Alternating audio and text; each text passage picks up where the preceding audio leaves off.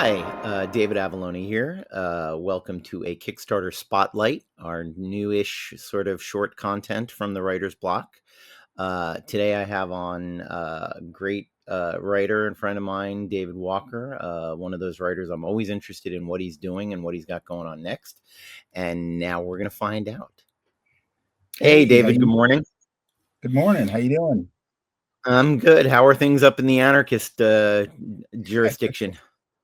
They're okay. You know, it's always nutty here. It's they say there's a war zone going on, but you know, I don't see it. It's just a little cold is what it is. Yeah.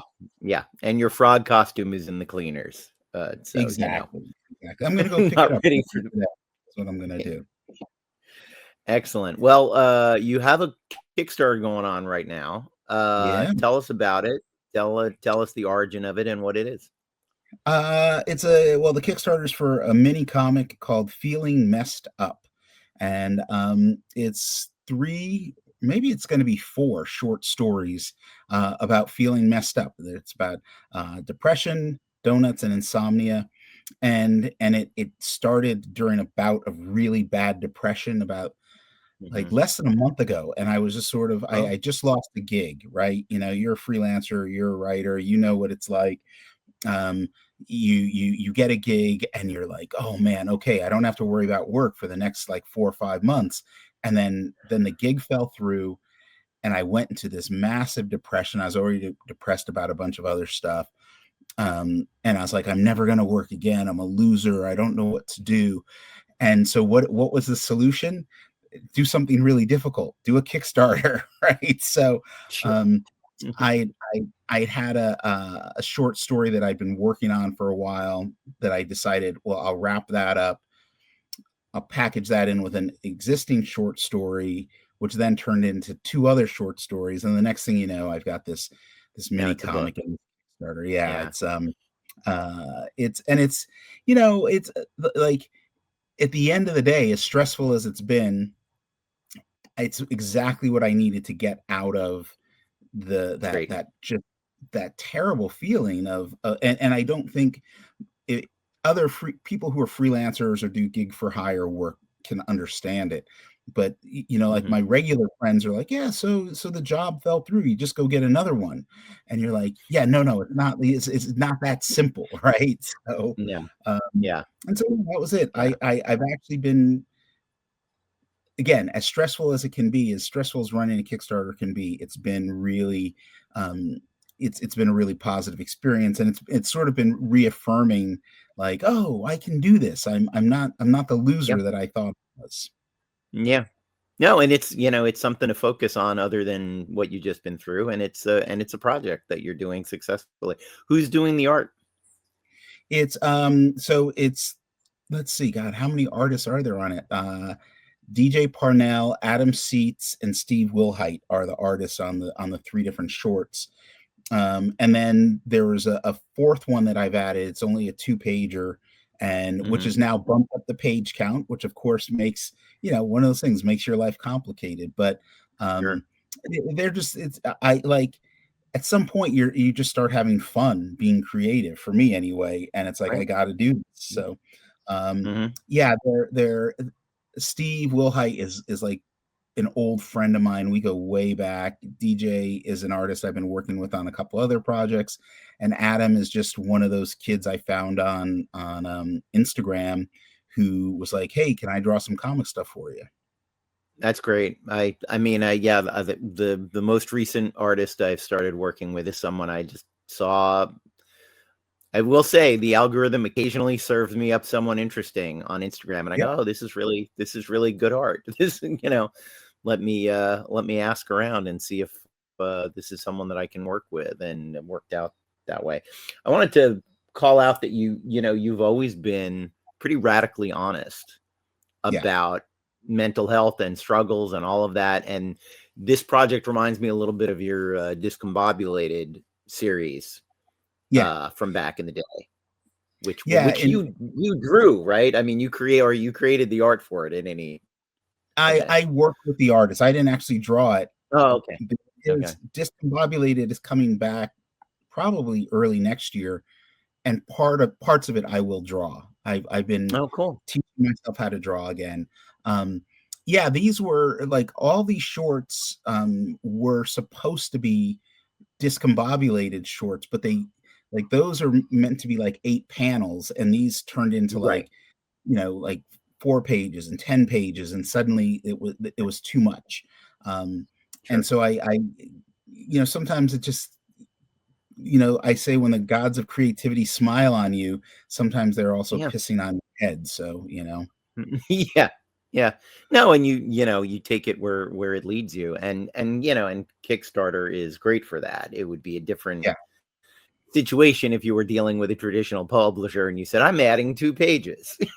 Like, I'm adding another artist to the budget. I'm changing your print profile. I'm doing all of these things. Whereas on Kickstarter, you can go, yeah, I made a little more money. I'll do another 2, 5, 10, 20, 30 pages. yeah, Can happen.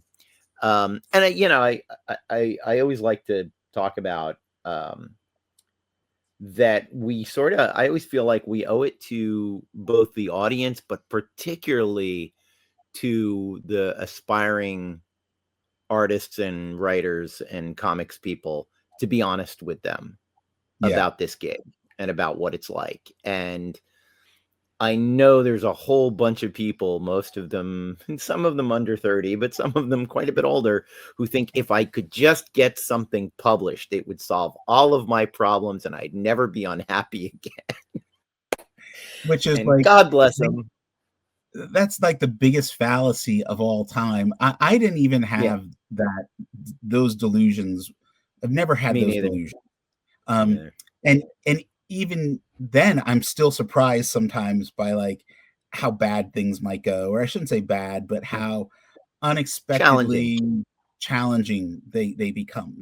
And it's Yeah. like, oh, you've got a book out, and it's by an actual publisher. You're not self-publishing it, and they don't have a marketing department, and so Right.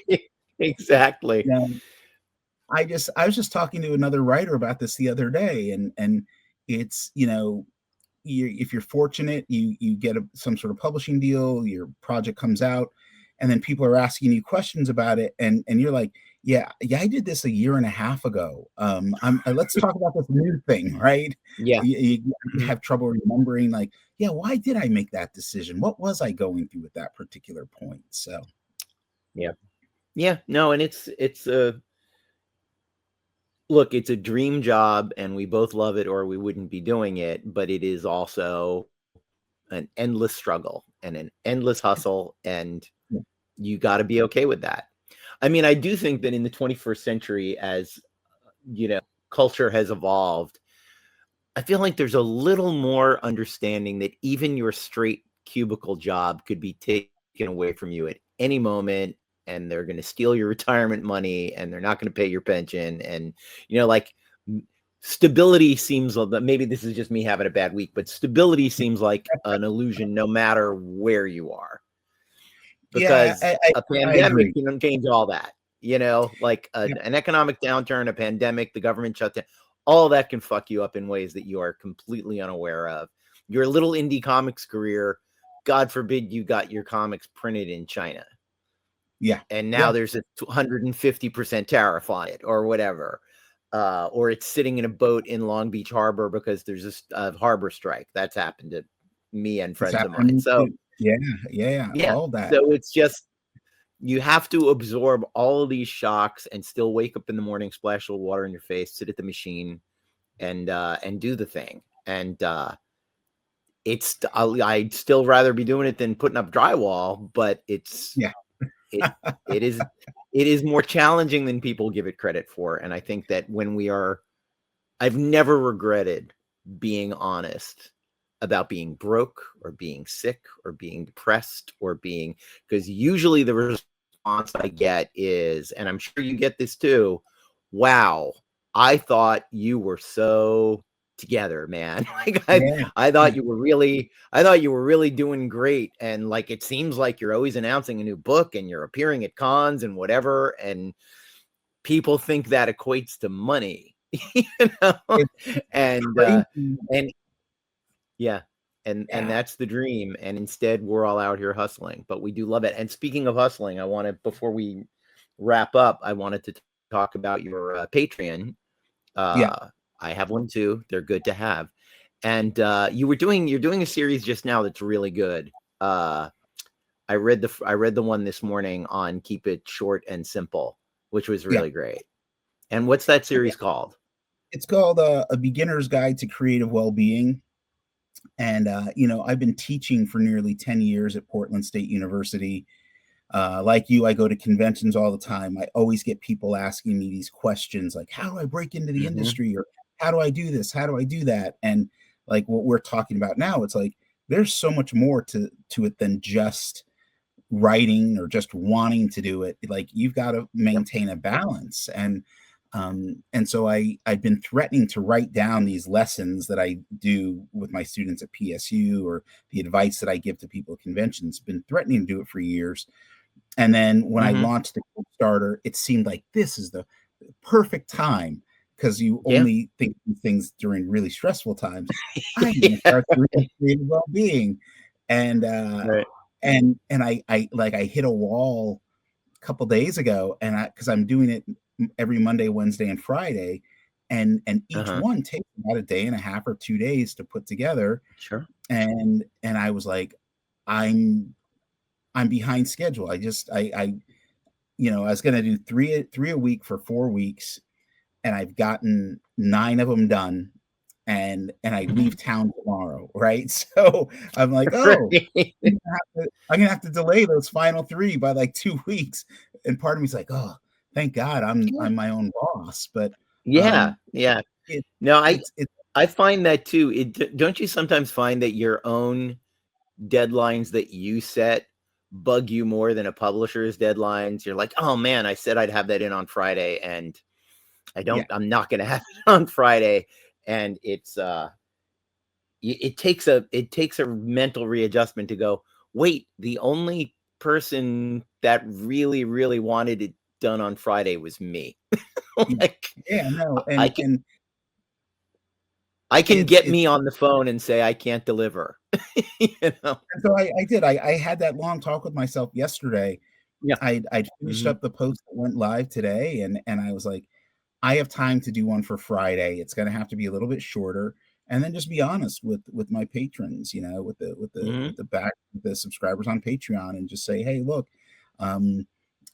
what do you want for free? I mean, so, sure. And I found that even the paying subscribers, anyone that's paying for your Patreon cares deeply about your work and wants you to be successful and happy and whatever. Like, that's about as forgiving a crowd as you're going to find in entertainment, because no one's making them pay. They don't have to do it. So I have discovered you're pretty safe telling them, hey, not this week, I can't quite make it. But yeah, it's a great thing to do. I've actually been kicking around. I've started writing a thing called How I Make Comics.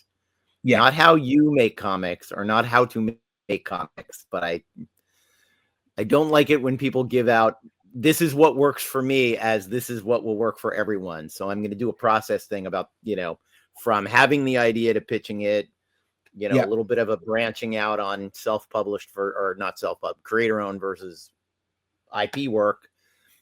But I'm going to go from that to published and in bookstores or Kickstarted or whatever.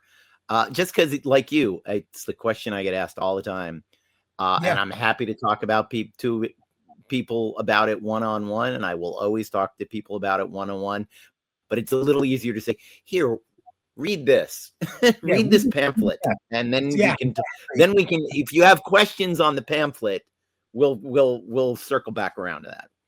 That's exactly why I'm doing this. Yeah.